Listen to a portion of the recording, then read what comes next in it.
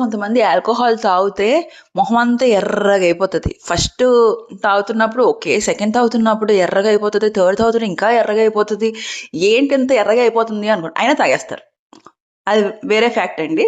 So ఎందుకు ఇలాగా ఎర్రగా అవుతుంది అంటే, అది ఒక టాక్సిక్ కాంపౌండ్ మన బాడీలో ప్రొడ్యూస్ అవుతుంది. ఏంటి? ఎస్టాల్డిహైడ్.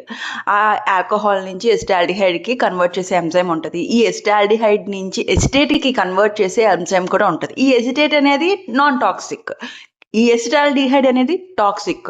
సో ఈ ఎసిటాల్డిహైడ్ బిల్డప్ అయిపోతూ ఉంటుంది కొంతమందికి. ఎందుకు? జెనెటిక్. కొంతమందికి జెనెటిక్స్, జీన్స్, ఆ ఎంజైమ్ అంటూ కొంతమందికి ఉండదు.